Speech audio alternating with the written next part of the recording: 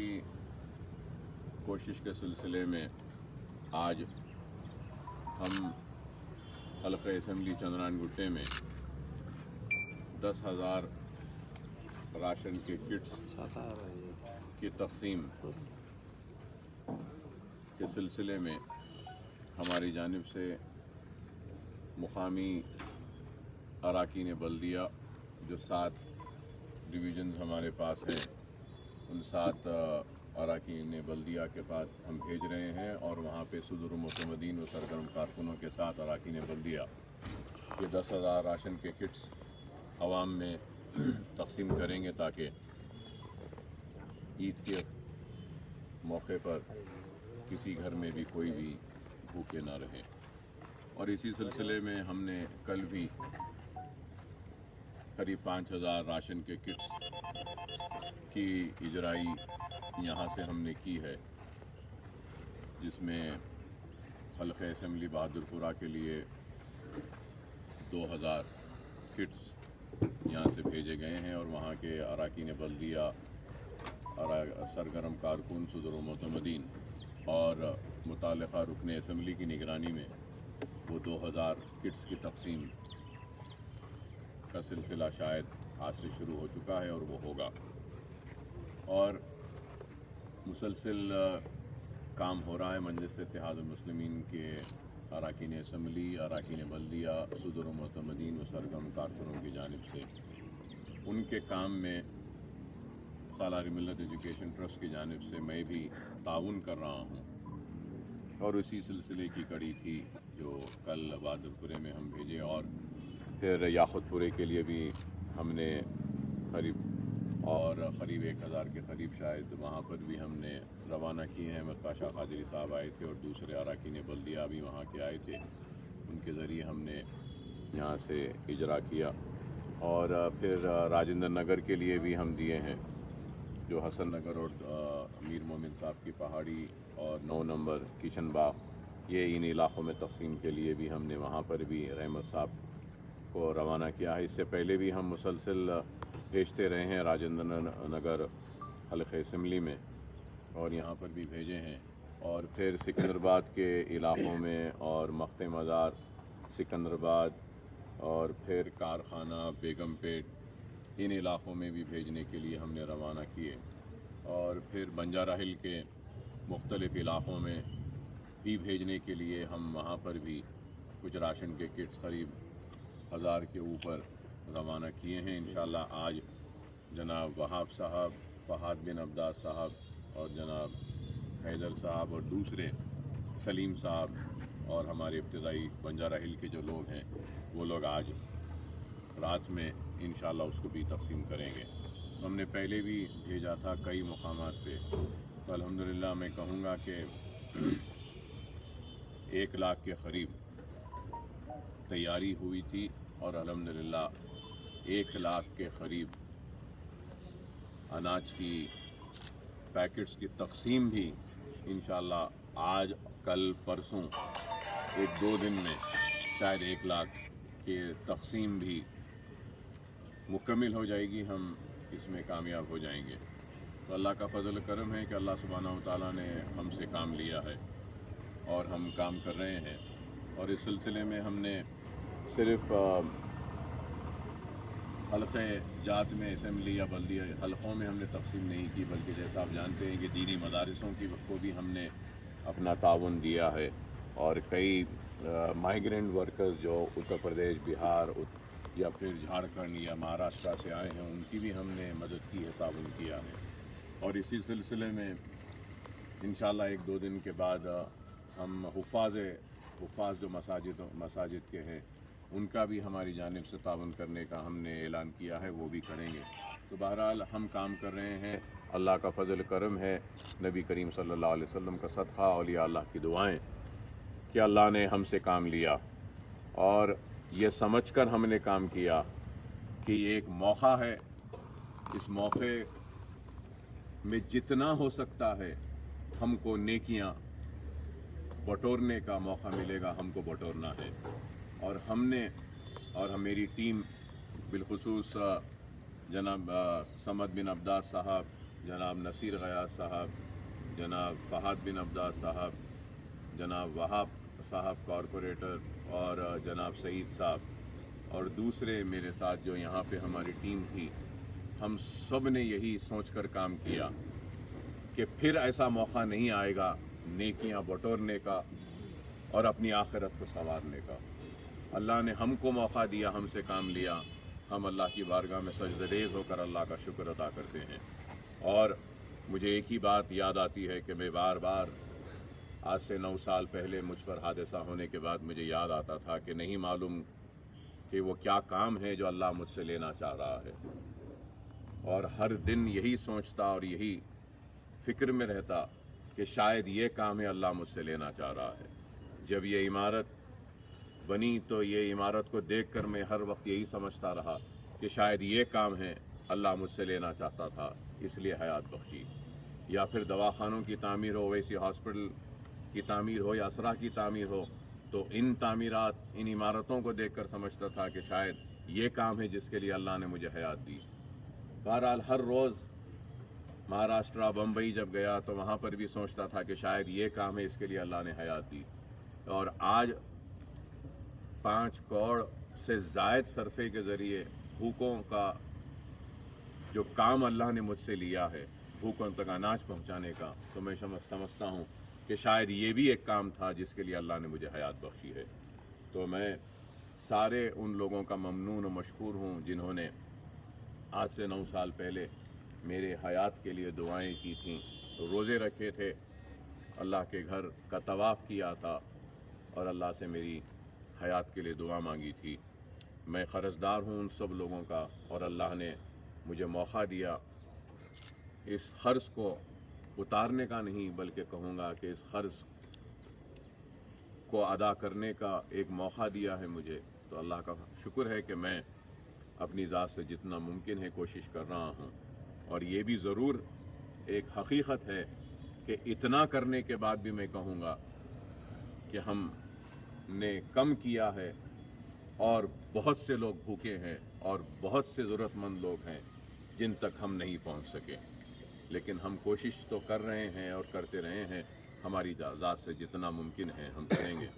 بہرحال میں سب کا شکریہ ادا کرتا ہوں، اور اللہ سے اور عوام سے بھی میں اپیل کرتا ہوں کہ اگر یہ جو ہم نے کام کیا ہے اس کے لیے آپ دعا کریں کہ اللہ ہمارے اس کام کو قبول کرے۔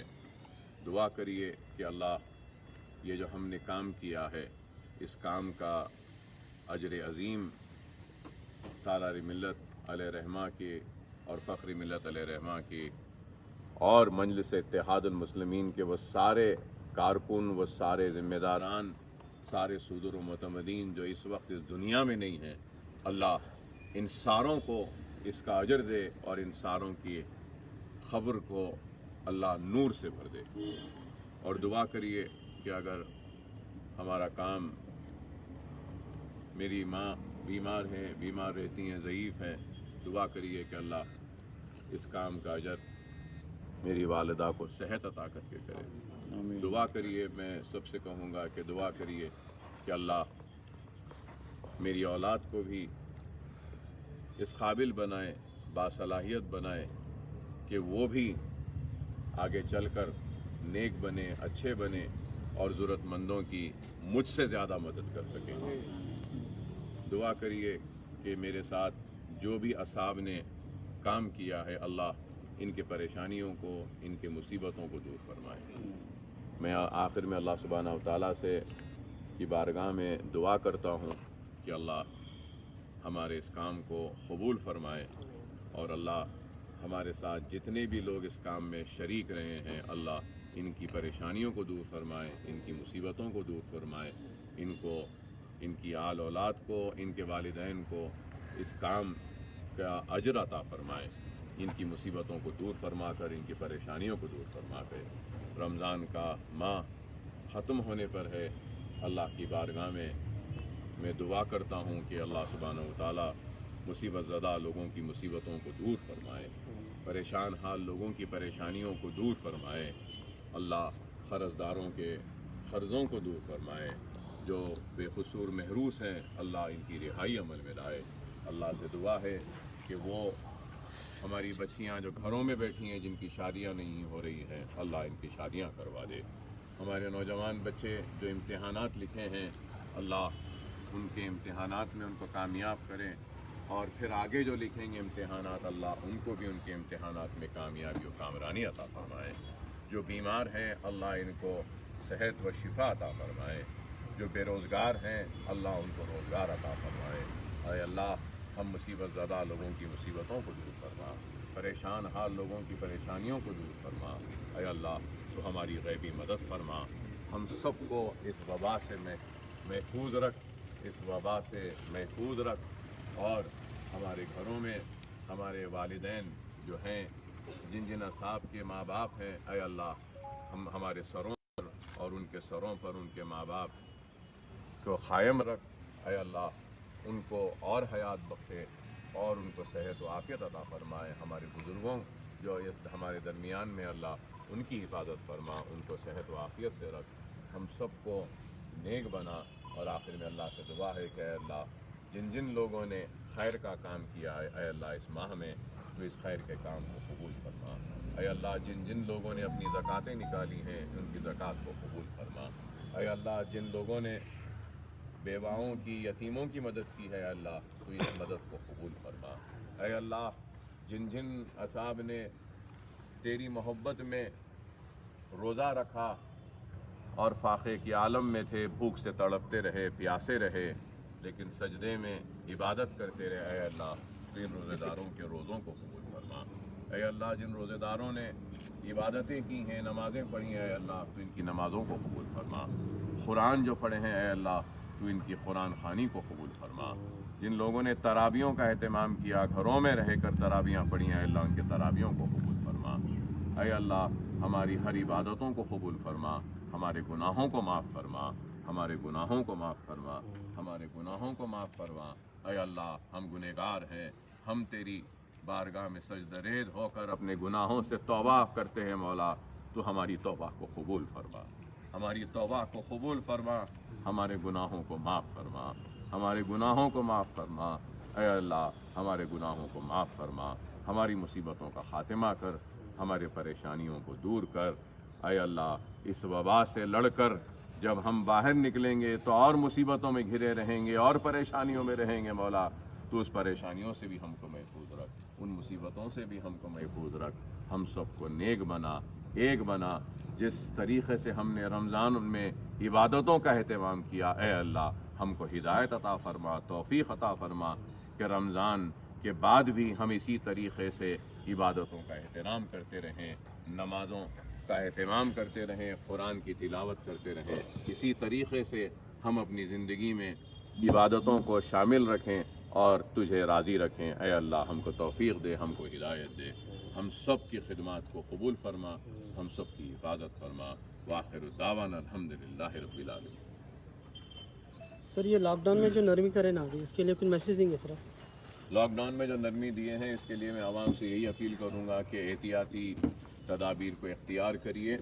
लॉकडाउन खुल गया है तो इसका मतलब ये नहीं है कि ये बीमारी, इस वबा का ख़ात्मा हो चुका है। उस वक्त कोई चारा नहीं था सिवाय लॉकडाउन का, अब कोई चारा नहीं है कि लॉकडाउन को आहिस्ता आहिस्ता खोलने का। उस वक्त भी बीमारी थी, इस वक्त भी बीमारी है।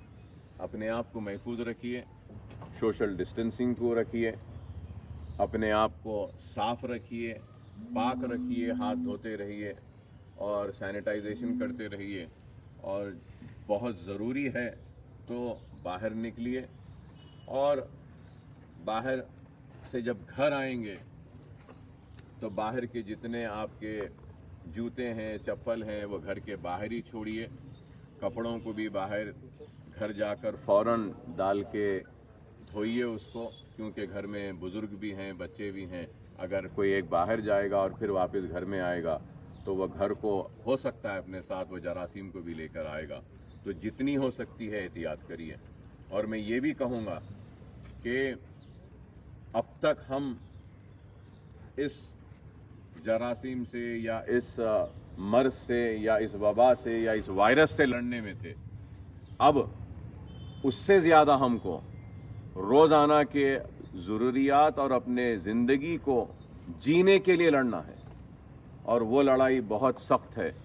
تو میں اللہ سے دعا کرتا ہوں کہ اللہ سب کو اس میں کامیابی دے، اور میں اللہ سے دعا کرتا ہوں کہ اور جتنے بھی صاحب استطاعت لوگ ہیں، جتنے بھی بڑے لوگ ہیں، میں ان سب سے کہوں گا کہ بڑے انڈسٹریز، فیکٹری سب ہے، سب کے لیے آزمائش کا وقت ہے. جتنا ہو سکتا ہے میں سب سے کہوں گا کہ غریبوں کو نوکریوں سے مت نکالیے، نوکریوں پہ رہنے دیجیے. کوئی بات نہیں، تنخواہ اگر گھٹا دیتے ہیں تو تنخواہ کم کر دیجیے، لیکن ان کو نوکریوں سے محروم مت کریے. اگر اس طریقے سے ہم ایک دوسرے کا خیال کریں گے تو شاید جو آنے والے کل کا جو چیلنج ہے، جو جینے کے لیے ہم سب کو لڑنا ہے، اس میں ہم کو کچھ کامیابی ملے گی. سب علماؤں کی طرف سے اور secretary All India Muslim personal law board Khalid Saif Rahmani صاحب کی طرف سے بھی یہ اپیل آئی ہے کہ اس رمضان میں سمپلسٹی سے عید منائیں اور عید کی شاپنگ کے اوپر پابندی کریے بول کے بولے. میں بالکل ضرور میں عوام سے اپیل کروں گا کہ عید کو جو صاحب استطاعت لوگ ہیں سادگی سے کے ساتھ منائیں، اور علماء کرام نے جو اپیل کی ہے اس اپیل کی میں تائید کرتا ہوں، اور علماء کرام نے جو ضروری ہدایتیں دی ہیں اس پہ عمل کرنے کی میں آپ تمام سے اپیل کروں گا، کیونکہ یہ وقت بڑا نازک ہے. اور یہ مت سمجھیے خدا کے لیے کہ وقت ختم ہو گیا، لاک ڈاؤن کھل گیا، رات کا کرفیو ہے، دن کا ہے، حالات صحیح ہے. آپ اس خوش فہمی میں مت رہیے. ابھی بھی کورونا وائرس ہے، اور کورونا وائرس کے ساتھ ہم کو جینا ہے. تو نہیں معلوم کیسا ہوگا. سردی اور کورونا وائرس کا سامنا ہوا، گرمی اور کورونا وائرس کا بھی سامنا ہوا، اب بارش اور کورونا وائرس کا سامنا ہونے والا ہے. تو نہیں معلوم یہ کیسا ہوگا. تو بہرحال ہم کو احتیاط کرنا ہے، اور میں سب سے کہوں گا کہ حالات خراب ہے. جو بھی جتنا بھی پیسہ بچا سکتا ہے اس کو بچانا چاہیے. اگر کوئی کام اس کا پہلے 1 روپے میں نکلتا تھا، اب اگر 90 پیسے میں نکل رہا ہے، 10 پیسے بھی بچتے ہیں تو 10 پیسے کی بھی اہمیت ہے. خدا کے لیے سمجھیے اس بات کو. ملک اور دنیا کی معیشت تباہ و برباد ہو چکی ہے. ہر انڈسٹریز پریشانی کا شکار ہے، ہر کوئی پریشانی کا شکار ہے. جو بڑا ہے اس کو بڑے پریشانیاں ہیں، جو چھوٹا ہے اس کو چھوٹی پریشانیاں ہیں، لیکن ہر انسان پریشانیوں کے شکار ہے. تو خدا کے لیے کفایت شاری کے ساتھ پیسے کو بچائیے. ایک ایک پیسے کو بچاتے ہوئے کم سے کم خرچے میں اپنی زندگی کو گزارنا سیکھیے، اور لوازمات اور خرچے اور بیجا صرفے سے پرہیز کریے. ایک دوسرے کی مدد کریے، پڑوسیوں کی مدد کیجیے. اور علماء کرام نے جو اپیل کی ہے میں اس کی تائید کرتا ہوں، اور عوام سے اپیل کرتا ہوں کہ علماء نے جو ہدایتیں دی ہیں اس پر عمل کریے. سب یہ مودی گورنمنٹ جو ہے 20 لاکھ کروڑ روپے کا پیکیج کا اعلان کری. ملک میں 12 سے 15 کروڑ لوگ جو ہے لاک ڈاؤن کی وجہ سے، ان پلان اور ان پریسیڈنٹ لاک ڈاؤن کی وجہ سے بے روزگار ہو گئے. امریکہ اور دوسرے ممالک میں بے روزگاروں کو بھتہ مل رہا، لیکن یہاں پہ بے روزگاروں اور اسمال انڈسٹریز کو کچھ نہیں مل رہا. تو یہ پیکیج کو کیسے دیکھتے ہیں آپ، اور آپ کی طرف سے حکومت کیا سجیشنس؟ دیکھیے صاحب، حکومت کا یہ پیکیج مجھے تو کچھ سمجھ میں نہیں آیا ہے. صرف کاغذ پر ہے اور زبانی جمع خرچ نظر آتا ہے. عملی طور سے اس پہ کچھ بھی دکھائی نہیں دے رہا ہے. اور حکومت یہ بول رہی ہے کہ قرض لیو. میں قرض لینے کے بجائے آپ کیا دیتے ہیں وہ بتائیے. نہیں بول رہے ہیں کہ قرض لیو. اگر میں تو یہ کہوں گا کہ اگر میرے سے پوچھے تو میں تو اتنا قابل نہیں ہوں کہ اکانومسٹ نہیں ہوں، لیکن میں یہ کہوں گا کہ جتنی چھوٹی اسمال اسکیل انڈسٹریز ہیں یا میڈیم کے انڈسٹریز ہیں، اگر حکومت اگر کچھ مدد کر سکتی ہے تو کم از کم 5 مہینے کے واسطے جو ان کا پاور بل ہے وہ معاف کر دیجئے. اگر ان کے اوپر لونز ہے تو ان کے EMI کو ہالیڈے دے دیجئے آپ. اگر ان کو واٹر سپلائی ہے تو وہ واٹر سپلائی 5 مہینے تک فری کر دیجئے. اور ان کو ٹیکس بینیفٹس دیجئے کہ آپ یہ 5 مہینے میں جو بھی کاروبار کریں گے اس پر جو ٹیکس کا جو سلیبز ہے اس کو آپ کم کر دیجئے. ایسی کئی چیزیں اگر کریں گے تو جس کے ذریعے کانفیڈنس بوسٹ ہوگا. تو یہ تو اعلان صرف کاغذ پہ ہے اور ناکامی ہے. اور جس طریقے سے مائیگریشن ہو رہا ہے، جو لوگ जा रहे हैं, कोई पैदल जा रहा है, कोई रिक्शे में जा रहा है, कोई साइकिल पे जा रहा है, कोई लारी में जा रहा है, भूख प्यास तड़पते हुए लोग भाग रहे हैं, तो ये हुकूमत की नाकामी की सबसे बड़ी निशानी है। तो इनके लिए भी हुकूमत ने कुछ भी कोई ऐलान नहीं किया। वापस ये लेबर्स वापस चले जाने के बाद आप उनकी मदद करेंगे, क्या करेंगे, कैसा करेंगे, मुझे समझ में नहीं आता है। बहरहाल मैं समझता हूँ कि हुकूमत को चाहिए कि चाहे रियासती हुकूमत हो या मरकज़ी हुकूमत हो, ये एक ऑल पार्टी मीटिंग बुलाएं और सारी सियासी जमातों से मिलकर उनसे मशवरे लें और पूरे रियासतों के चीफ मिनिस्टर्स, फाइनेंस मिनिस्टर्स और दूसरे मिनिस्टर्स को बुलाकर मीटिंग लें, सबके मशवरे लें और मशवरे लेकर अगर कुछ काम करेंगे तो मैं समझता हूँ कि एक इकॉनमी को, मईशत को फिर से दोबारा पटरी पर लाने या बहाल करने में किसी हद तक कामयाबी हमको मिलेगी। लेकिन ये मसला सिर्फ हमारे मुल्क का नहीं है, सारी दुनिया का ये हाल है। लेकिन दूसरे ममालिक में जो इक़दामात लिए जा रहे हैं, उठाए जा रहे हैं, अफसोस के साथ कहना पड़ रहा है कि हमारे पास वैसे कोई इक़दामात नहीं उठाए जा रहे हैं। सब मेरा और एक सवाल है, ये लॉकडाउन में रियायतें दिए, ये भी कहा जा रहा है कि 15 दिन के बाद मुकम्मल बिजनेस एक्टिविटीज़ को रिज्यूम करेंगे ये लोग। तो ये टेस्टिंग को प्राइवेटाइजेशन नहीं कर रहे, सिर्फ गवर्नमेंट हॉस्पिटल में टेस्टिंग है। जब खोल ही दिया जा रहा है तो ये क्या कॉरपोरेट्स और दीगर जो तिब्बी इदारे हैं उनको जो है इजाज़त नहीं दी जानी चाहिए कि टेस्टिंग हो और एक टेस्टिंग बड़े पैमाने पे हो? नहीं, ये टेस्टिंग की इजाज़त देनी चाहिए। और आपने जो सवालात जो उठाए हैं, मैं समझता हूँ कि शायद ऐसे ही सवालात हाई कोर्ट के जज ने भी उठाए और हुकूमत से जवाब भी तलब किया है। तो देखते हैं कि हुकूमत क्या जवाब दाखिल करती है कोर्ट में इन सवालात पर। मगर मैं समझूंगा कि ये ज़रूरी है कि जितना ज़्यादा हो सकता है हम टेस्ट करें। और ये भी एक चीज़ हकीकत है जिसको समझना चाहिए कि सारे लोगों का टेस्ट नहीं कर सकते। अगर हम सारे हिंदुस्तान के टेस्ट अगर करना चाहेंगे तो कई बरस लग जाएंगे टेस्ट करने में। तो जितना टेस्ट हो रहे हैं वो बहुत कम है, लेकिन जो मुतालबा है कि सारे लोगों का है वो भी सही नहीं है।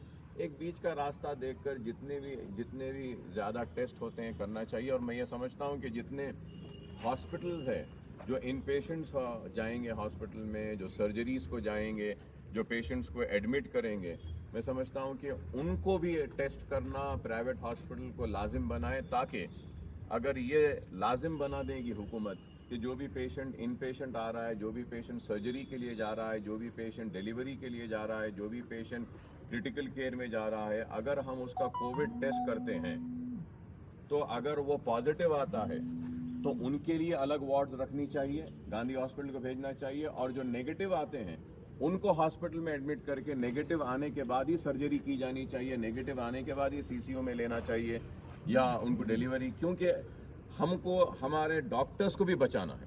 अगर हम एक पॉजिटिव पेशेंट को हॉस्पिटल में ले लेते हैं और हमको नहीं मालूम है और डॉक्टर्स उसको ट्रीट करते हैं तो वो डॉक्टर भी इन्फेक्टेड हो जाता है। तो इसलिए मैं समझता हूँ कि इन चीज़ों पे गौर हुकूमत कर रही होगी। नहीं होगा तो अगर ऑल पार्टी मीटिंग अगर बुलाएंगे तो इंशाल्लाह हमारी तरफ से हम ज़रूर ये तजावीज़ रखेंगे, मुख्तलिफ़ चीज़ें बताएंगे। क्योंकि एक आरोग्य श्री का जो ट्रीटमेंट था, आरोग्य श्री के पैकेजेस है, अब ये कोविड आने के बाद में किस तरीक़े को एडॉप्ट करके जो गाइडलाइंस बनाए गए हैं DME की जानिब से, गाइडलाइंस तो बनाए गए हैं, PPEs होना है, ऐसा होना है, ये होना है, वो होना है, लेकिन आरोग्यश्री के रेट्स को रिवाइज नहीं किया गया। वही रेट्स रखेंगे और ये करो बोलेंगे तो फिर हॉस्पिटल्स आरोग्यश्री के पेशेंट्स को नहीं लेंगे। तो आरोग्यश्री के पेशेंट्स को भी कोविड-19 के बाद में कोविड प्रोफाइल टेस्ट एक इंक्लूड कर उसके लिए भी कुछ एक अमाउंट देना चाहिए और उसके लिए भी गाइडलाइंस बनाकर कुछ इन्हांसमेंट करना चाहिए, बढ़ाना चाहिए। मैं हुकूमत से इस मीडिया के ज़रिए मुतालबा करूँगा, हेल्थ मिनिस्टर साहब से भी, कि आप फ़ौरन मीटिंग बुलाइए।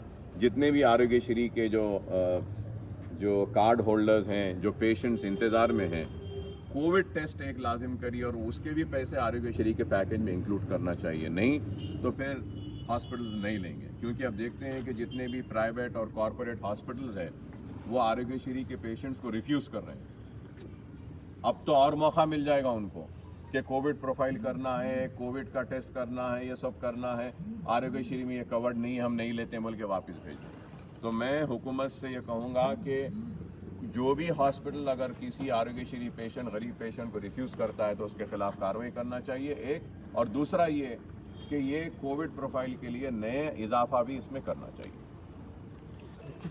ठीक है साहब, बहुत बहुत शुक्रिया आप सबका साहब, आप प्रेस वालों का भी शुक्रिया आखिर में कि बहुत पूरा 50-60 दिन ये मुकम्मल आपने ताउन किया मेरे साथ, हमारा और हमारे काम को आपने सराहा और अपना वक्त दिया। आप तमाम का भी बहुत बहुत शुक्रिया, सारे प्रेस का, सारे मीडिया का। Thank you so much. चलिए दे देंगे साहब, ये चलिए भेज दीजिए सब आगे ना आप लोग।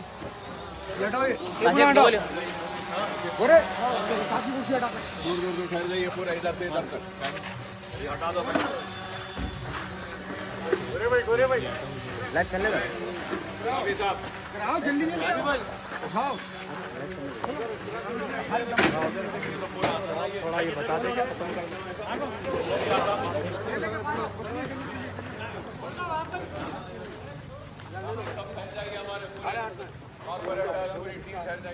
चलिए चलिए हटाइए।